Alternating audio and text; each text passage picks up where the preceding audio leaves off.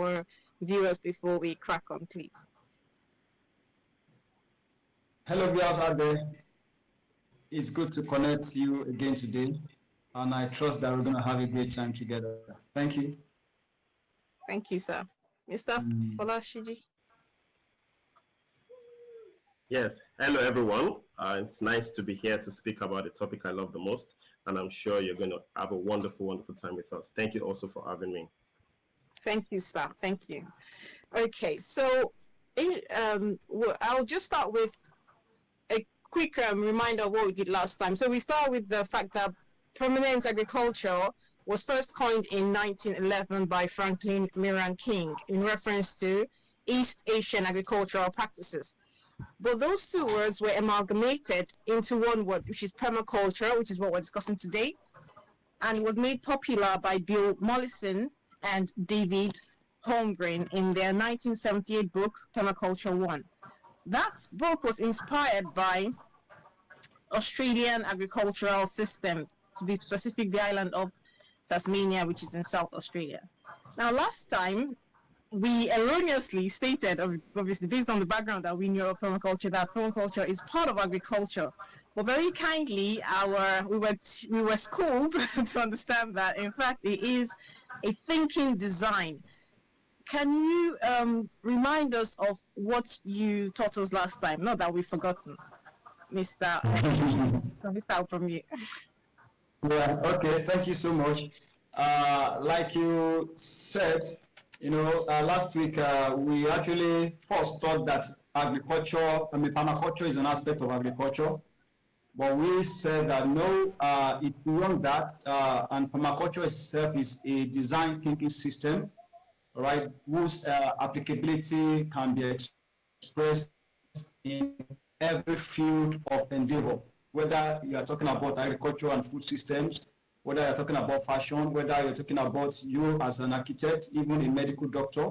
It doesn't matter what you're doing. The issue of permaculture, the thinking system, is something that finds its applicability, in all these places. And because we are talking about permaculture as having this ethics, okay? If you look at the ethics of permaculture again, the people care, the earth care, and of course the fair share, and of course some of the principles that we began to analyze, you will see that it doesn't matter who you are, where your background is, if you're able to engage with this ethics, this is actually something that I can boldly say that is going to hold the world together and make the world a better place. So agriculture, I can say, is just one of the expression of permaculture. It's something that is all embracing. Yeah. Yes, thank you very much, sir. Okay, so yes, last time, like you touched on, we did talk about the three ethics, which is people care, earth care, and fair share. And you touched on 6 of the 12 principles: so observe and interact, integrate, not segregate, obtain a yield, apply self-regulation and accept feedback, produce no waste, use small and simple solutions. And I really loved that, small and simple solutions, amongst others. Could you please move us on to the 7th principle, sir? All right, the 7th principle is the use and value diversity. Maybe before I speak on that, let me just say that my own understanding of these principles is that these principles are actually not arranged, in an hierarchical format. It's such that we're saying that the principles that comes before the other is more important. All right. Every of these principles are unique and important in their own right. All right. So it's not a matter of the first principle is more important than the second and all that. So now we're talking about the use and of course the use and value diversity. Interestingly, when we started, before we started this show, we were talking about the Ijebu, and you were trying to find out where my president is from. He said he's from Ijebu and all that. So you see, one of the things that has really, which is actually a resource for us as human beings, is diversity. All right? Diversity is one of the biggest resources that can be available to man. But unfortunately, we've not been able to engage with this resource as we should instead of this resource being an advantage for us, we have seen that, over time it has actually been a source of disadvantage. All right. For example, on this show right now, I am from Kogi State. All right.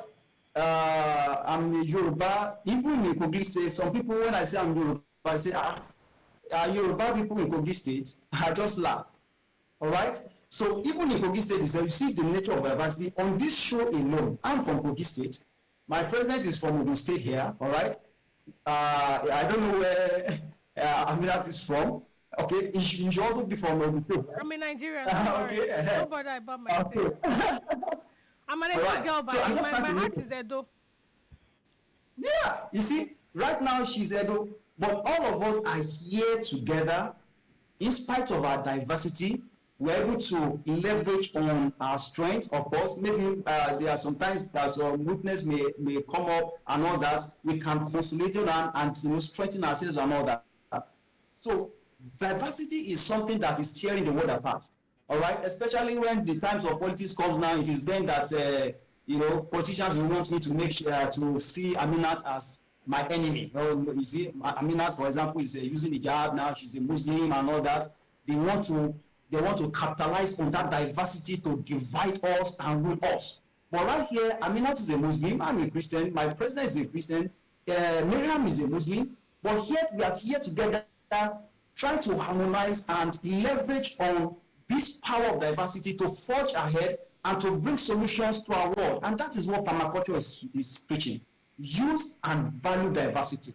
All right? Diversity is something that if we are not careful, it will continue to tear the world apart, all right? But it's something that if you understand, it can bring us together. Now, looking at it from the standpoint of, let's say, agriculture and bringing it down home to us, using and value diversity. Sometimes ago, the president was, he was in my house and we were actually talking and we went to the backyard and all that. And the first thing we began to, when he entered my house, the first thing he began to look at is the biodiversity in the place.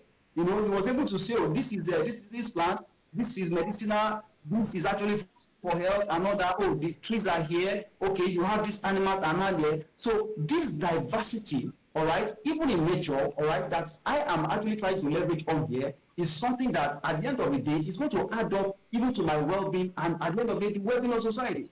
If you stand where you are standing, let's assume that we are outside.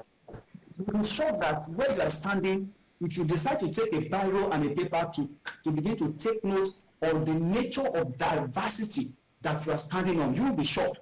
You will see, if at that point you will see some insects that you have never seen before, you will see some birds, you will see some plants and all that. Okay, so what permaculture is preaching is that if we can come to a point where we can value this diversity and we begin to use it to advantage, the world is going to become a better place. All right, thank you, sir. Let me quickly go to President for a second with regards to what you just said, because what you were just saying, just mindfulness was on my mind.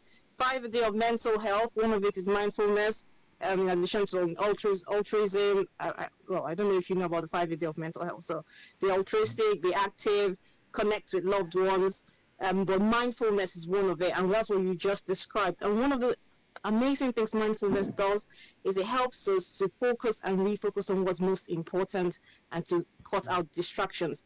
But by using the diversity around us, being present in the moment. So that's really beautiful how from a different place, mental health, you're talking about agriculture, I'm talking about mental health. So this is corroborating what you said earlier about permaculture being a thinking system that is useful in every single sphere of life. My Presido, sir, well, from the principles we've discussed so far, would you like to give us your take on things? Okay, thank you so much. I was not privileged to listen to all of the last session you had, but I've heard some of the principles that you discussed, and that was a very, very brilliant take by my Oga, like I like to call him. So for instance, when we say use small and slow solutions, that simply says, before you begin to come and impose your heart, your will, and your design on the landscape, on nature, you should first learn from nature and begin to see how we can partner with nature. If we're talking about valuing diversity, the first thing is before you even creatively use diversity, value it first. And that was some of the pictures that I gave to us. Do not just come and impose one kind of system above another. Do not say that, oh, we're only going to grow in one particular crop direction, which is what a lot of farmers are doing. So say, for instance, there is now a drought, and then that crop relies on water heavily. You have suddenly, the farmer has lost a lot of money. But if he has 5, 6, 7 crops in that same place, similar to what I experienced when I visited my secretary in his house, you will find that when you experience a drought, there are drought-resistant crops that will still do well. And because you have diversity, different crops attend to different things. So permaculture is a design thinking system. You take time to think before you begin to implement. So those are just some of the things I'd like to add to what they are shared. So just quickly before you carry, Okay. I'm sorry to cut in. I know I did say you're in the driver's seat, but I'm sure I can help you hold the handbrake sometimes. So basically, when you were speaking, I did come across a material. It must be over 10 years back now, on how to plan a space, and now it's just juggling my memory. I'm thinking maybe this is what we're actually talking about: planting multiple items in a very small space, and harnessing what one crop is helping the other, and you don't even know that. But if you didn't, I mean, you've had to learn it to know that these crops are actually complementing each other in the way they grow. So the place is evergreen just because they're taking turns to. So you just shed a bit more light on that. I'm hoping that some culturists are on the show right now listening, and it can broaden their mind. And on back of that also, I came across a farmer who just made, I'll just say it's maybe maximum 20 by 20 space, and what she did with vegetables on that tiny space is mind-boggling. So just stretch it a bit more on the agri bits. Beautiful, beautiful. I mean, you are one step closer to being a permaculturist yourself. What you're just talking about is called a permaculture guide, which is essentially a system where you have different crops, one element performing many functions, and which is one of the principles also of permaculture. So for instance, in Nigeria here, we have local farmers that just perform one crop, and because that crop demands a lot of fertilizers, we go and then we put in fertilizers, and that's the end of that life cycle. So you plant once, you harvest once, that's the end. What permaculture says, put in design first, observe what is good for the land, then plant once, maintain often, and continue to generate harvest for your lifetime and for your children. So for instance, take it just a little technical. There are certain crops that we call nitrogen fixers. So for instance, rather than just take nutrients from the earth, they deposit nutrients into the earth. There are crops that take a lot of nutrients from the earth to produce a yield. Now, there are some crops that repel pests. Now, there are crops that climb. There are crops that spread, different crops. Now, if you bring a crop that grows up and doesn't take much space, for example, maize, and then you compare that with cowpea or beans that spreads or climbs and then fixes nitrogen. Maize takes a lot of nitrogen, cowpea will return nitrogen, and then you will get a produce from maize, you get a produce from cowpea. You now intercrop that we produce like basil, you produce like mint, and which repel pests. So every crop there is producing, but also performing something. You rely less on protected. I mean, so the other guys are going to be protecting these other crops because they're all within the same. Yes, it's all amazing. Exactly. So you do one design system, you provide water, and the one that spreads on the ground is preventing evapotranspiration. That means the loss of water from the surface. You are keeping the ground warm, so you reduce water requirements on the earth. So what permaculture does is essentially train you on how to cooperate with your small portion of earth to grow for yourself and for your neighbors, essentially. So that's a beautiful question. Thank you. Interesting. Wow. Mariam, please carry on. I'm just, my mind is somewhere else. Now, so when I get home, I'm going to the farm. I'm going to garden in the small space behind my back. Right? Okay. All right. Thank you very much for that, Mr. Sheshino. Back to you. Could you talk us through the next? Okay, thank you for that brilliant submission. The next principle I'd like to talk about is creatively use and respond to change. Creatively use and respond to change. We all know that change is something that is constant, is the fact, let me say, almost the only factor that is constant in life. Whether we like it or not, whether we like to change or not, change is something that will continue to happen.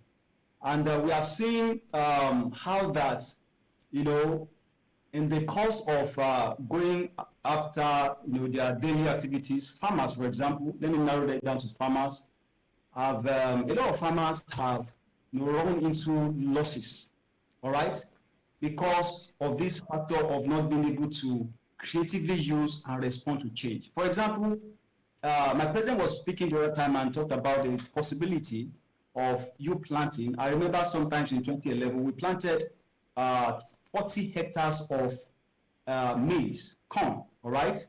And suddenly one drought happened. I can assure you we lost the entire 40 hectares, no, 47 hectares of corn. All right, now to go back to what you just spoke about now, imagine if we didn't just do corn alone and we try to factor the principles of diversity that we just talked about, and we had some other crops that were planted that can, how will I call it now, that can resist drought. At that point, we wouldn't have made the kind of loss we lost. We made. Now we lost time. We lost all the inputs that we had, you know, put into the project, and unfortunately, the drought hit at the point where the corn is almost fruitful. Yes, so we lost everything. So now, when we talk about responding to change, you know, one of the ways we can respond to change is to factor the issue of diversity. That's why, like in cotton production now, we are telling people that you don't just say because you're a cotton farmer. In responding to change, you must understand that you have to eat. Cotton, for example, is not a commodity that you can just say you are hungry and you eat, all right?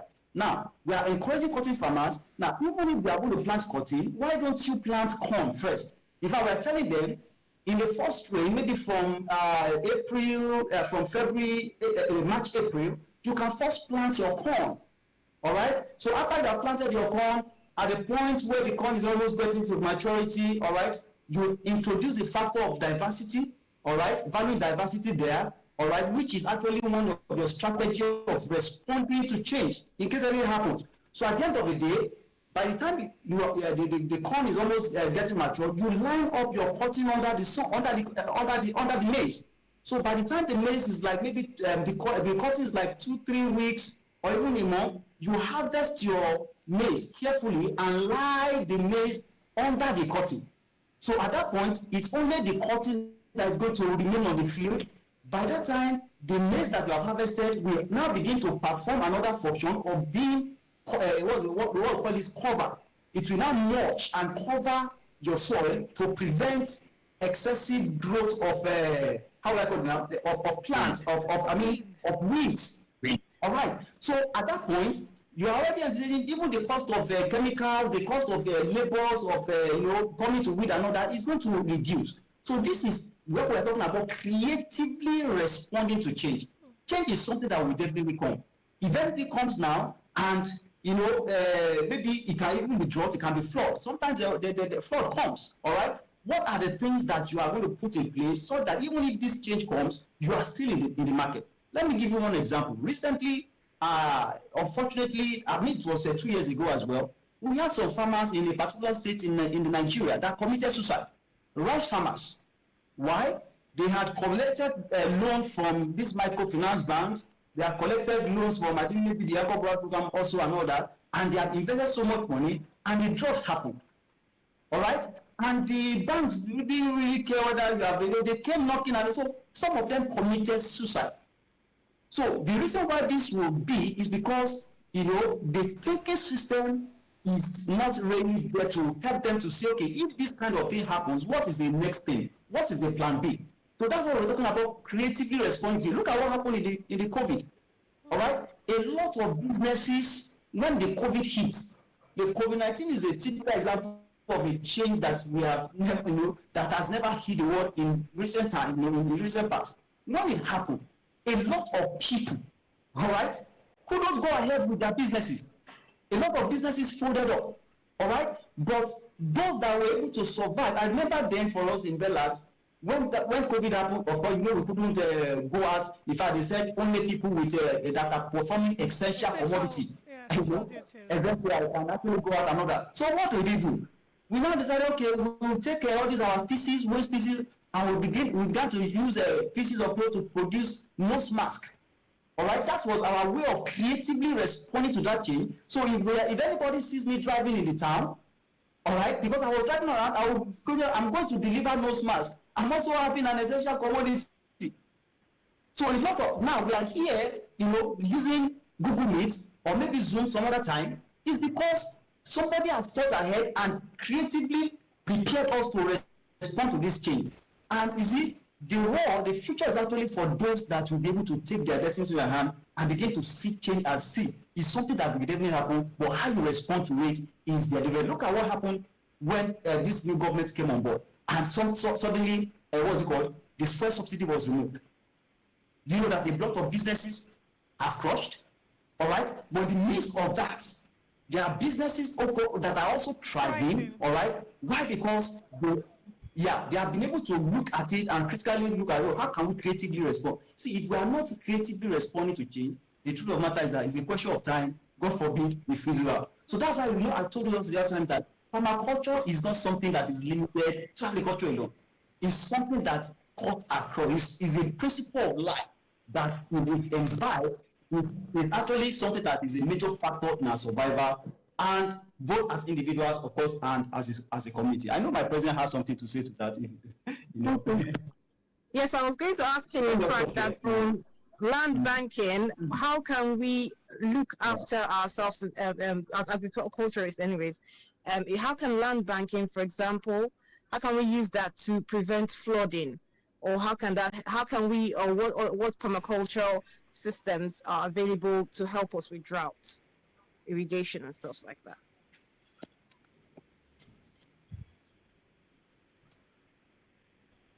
Sorry, is that question for me? Yes, sir. Yes, sir. So, do you want me to repeat it? Please do. The network cuts me out. Please go. Okay, please do. That's not a problem. So I said when our secretary was talking, he mentioned flooding, drought, and so I wanted to ask you that from your perspective, what permacultural advice would you have for someone who was trying to? I was thinking land banking as he was talking anyway. That because I don't want to go you downside. So how can we use, maybe for example, land banking to help us prevent flooding and erosion, and what sort of systems do we have to help us with irrigation, in a cost-effective way, so that we can prevent or we can mitigate against drought? Okay. Beautiful. Permaculture is about working with earth, working with its people, and to work with the earth when it comes to land banking, farm banking, agriculture, and essentially design. What we need to do is understand that no place on Mother Earth is total. Even a plateau that is said to be a flat surface is only relatively flat. So one of our principles says you should catch and store energy. That essentially says we should look at where is energy flowing from, which is your source, and where is it flowing out from. Where are you in your own space within Mother Earth? So if you find your site, a lot of people just design that. Architects, like I'm an architect by profession, but now a permaculturist by passion and training. Yeah. If you find your site is just one portion of the earth. What architecture will tell you is, design for that site. What permaculture will tell you is design for the catchment area. So you look at the old topography and how water flows into the site, understand your source, and how water flows out of the site. So if you are in a valley, you are likely going to receive, for instance, one of our farm projects, we have a particular portion of the land that is in a valley, and we noticed when we came there that water just stayed there. where every time it rained, water used to muddle and stay in a puddle there. So the next year, what we then did, when I began to apply permaculture to that particular portion of land, we now made that place become our pond. So rather than trying to do the normal or feed it, or no, that place becomes our natural pond. So if you understand the best way to work with the earth, you know what is the best thing to put in a particular location. If you have a land that is close to the spillway of a dam, that is not a place that you want to go and just plant anything. Your best thing is you're looking at things like rice. You're looking at things that love and want water. So that is why the design thinking system will help you. Also, if you're in an urban area, water will naturally flow. Find where is the source, where is the sink, then how can you channel this energy? The challenge sometimes with drought, it's not that you don't get any water at all throughout the year, except in extreme cases. But sometimes the water is not enough. It rains and then it washes off. If you are able to slow and sink water into the earth where it is needed. Now, plants don't need rain. They need water. So it doesn't need for rain to come from the heaven every time. What you need is for water to be available at the soil when it needs it. So the goal of permaculture is to slow every water that comes on the site and sink it into the earth so that the roots can get to it. So providing of your design properly, where your pond should be in the valley point, where your what we call swales, things should be, would always help in the mitigation of flooding or drought, as the case may be. Thank you. You know, as you spoke, the only thing in my mind or that I'm seeing is my road, my current street right now. We are suffering. We are still living in the olden days, red mud all over, and with the rain, it's constantly washing off, the road. And I'm just thinking, how can I get creative and go and wow my people? They will think I'm one scientist that just arrived. I'm just thinking, what do I need to do to sort my streets out? I've seen bags of sand being stacked up in different places, but the water just finds its way and just sweeps away all the sand in its way. And I'm just thinking, but then, let me just leave it there. Let's leave it hanging. Maybe somebody will just pick on it somewhere. Yeah, if you want to say something, I'm happy to hear it. I can actually. So you see, the challenge most times is when we approach a problem, we approach a problem the conventional way. I like what you're saying. What can we do differently? First question is understand the slope of the land. There is a popular statement with civil engineers, with people that work with water. Water always finds its level. So water will not move if the level is flat, but as long as there is a slope in the land, water will move. If you understand the slope of the land, you will know the natural valley points. So there are cities that have natural valley points. For instance, in Lagos, it is areas close to the mangrove. The water naturally drains back into the ocean. So what you will need is a joint communal effort to understand where will water go. The challenge now will be some people will have bought estates in those places that water should naturally go. And they will now want to sand fill and buy jeeps and cause problems for the whole neighborhood. But if you can gather a community effort and say this is the place where water should naturally go, then we can channel water to that area because water will always find its level and then begin to mitigate it gradually. Sandbags that you have mentioned is a good one. For instance, if everybody in a community takes care of their fence and the road in front of them, everybody takes care of this road, this portion of the road, this portion of the, till we get to where water will naturally go. You find that we'll do it easier, we'll do it faster. And we then do, if you want to walk on the road, walk in dry season. If you want to walk on drainage, do it in dry season. Know when rain comes.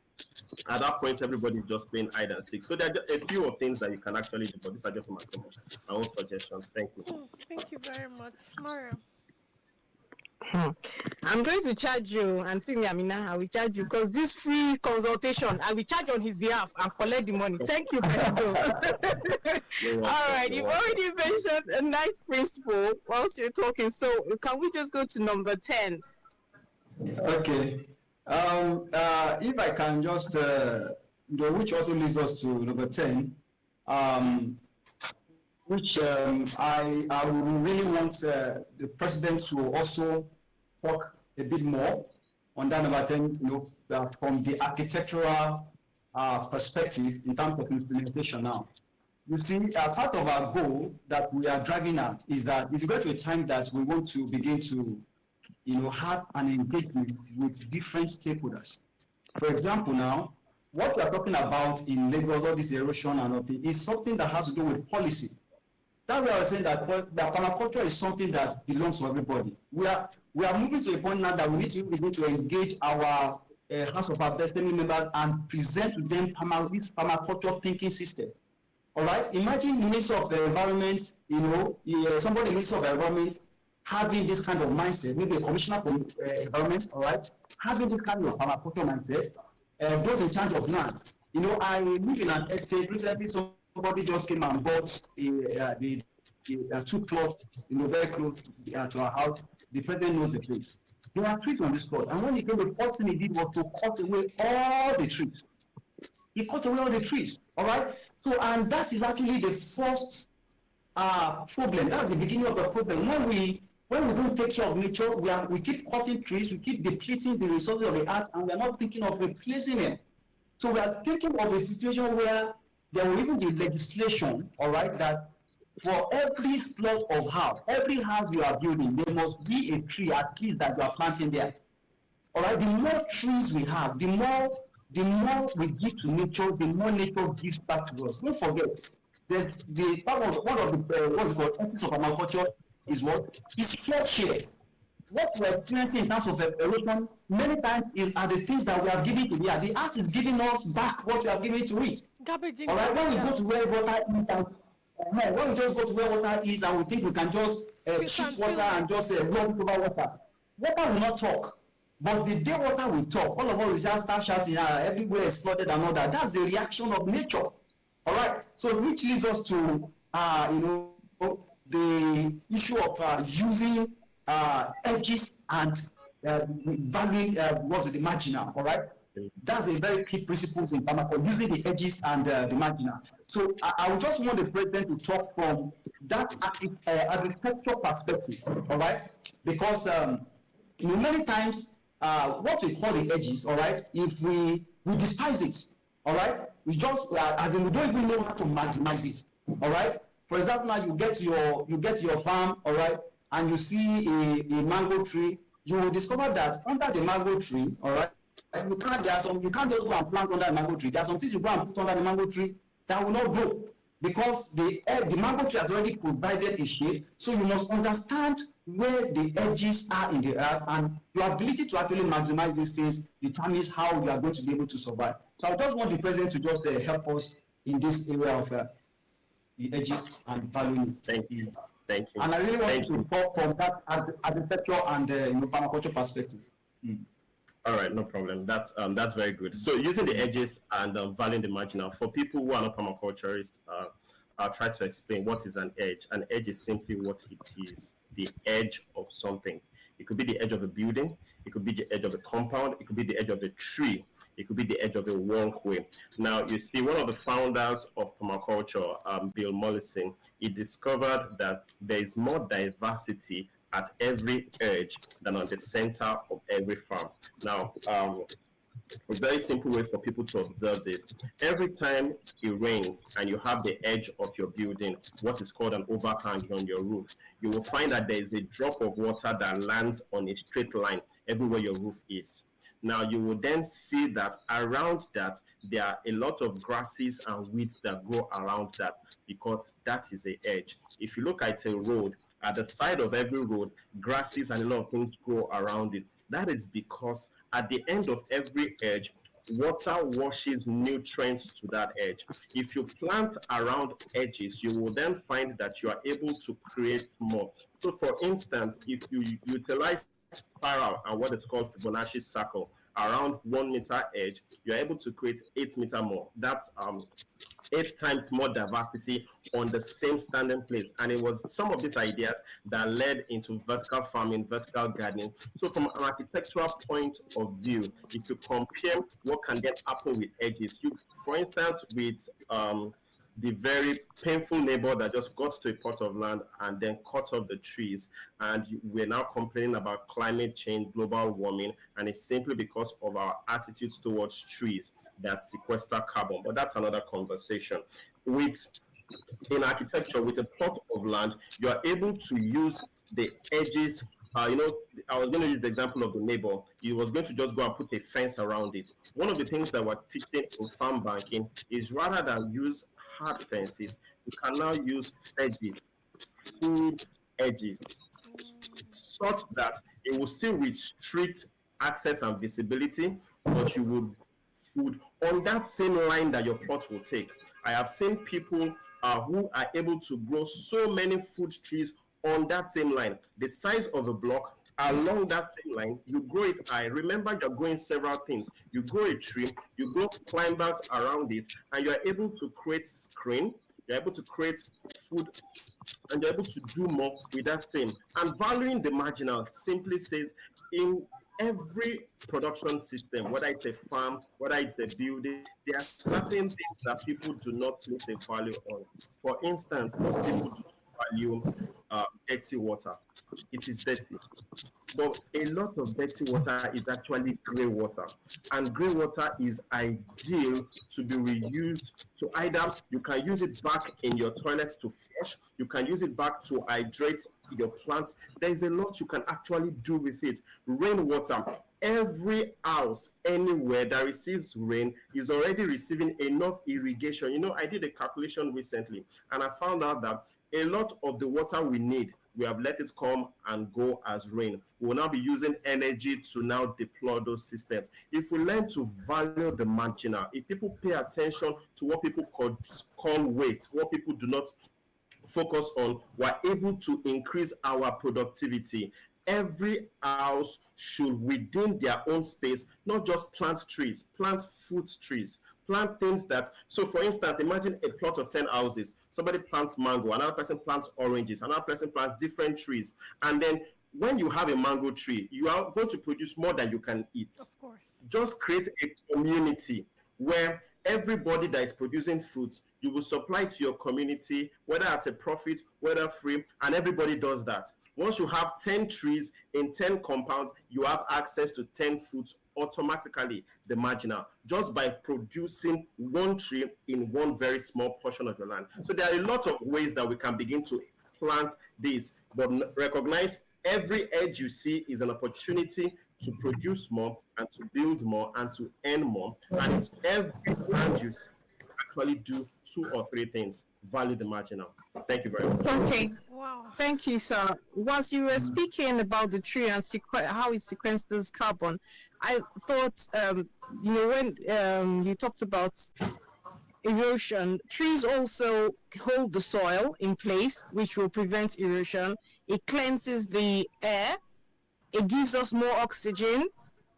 We can listen, or it gives shade and, biodiversity around and birds and so many others. So there's so many things the trees do that we really shouldn't be cutting them. And if we must be replacing them.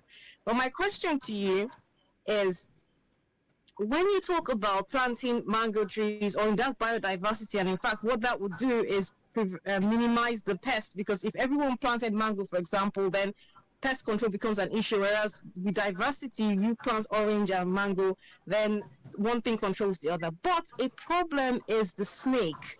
There are some trees, for example, when you plant pineapple, it attracts snakes, mango attracts snakes, and you can't seem to get past that.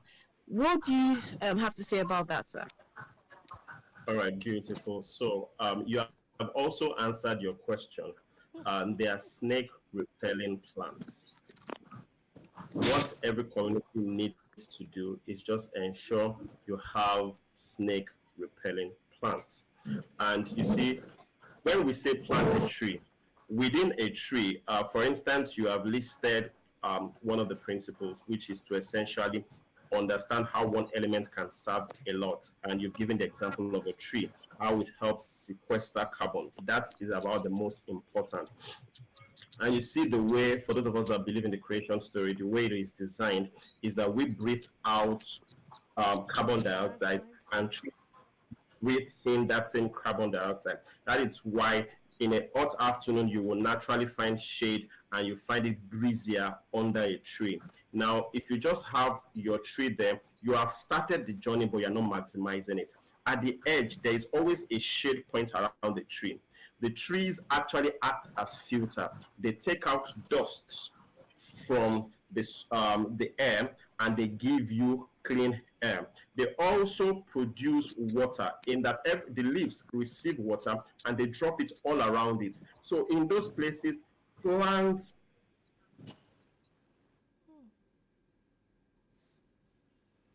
Oh, we're out of time. Oh, okay. If we just sorry, if you just finish that statement, sir, because we're out of time and they'll kick us out of the studio shortly. And the network just chose the right. Yeah, and network took me. Yeah. Oh my. Oh no. Right, But anyway, thank you. Yeah. Okay. Yes. So plant diversity of crops that can help and keep out pests, and you'll be very, very well good to go. Thank you. Amazing. Thank you. Yes, yes, thank you very much. So I'm so sorry we are out of time. Sorry we started really late because of all the issues, but thank you so much for joining us today. We must have you back. Do we have a virtual handshake? Virtually, we will virtually virtual group hug. No only virtual handshake. Right. Okay, thank you very much. Thanks again one more time to all our viewers. We will see you same time next week on our program, The Other Woman. It's bye-bye for now. Yeah. Bye. Thank you for having me. Bye. Pleasure. نرى معنى الحياة ولا نزال على طريق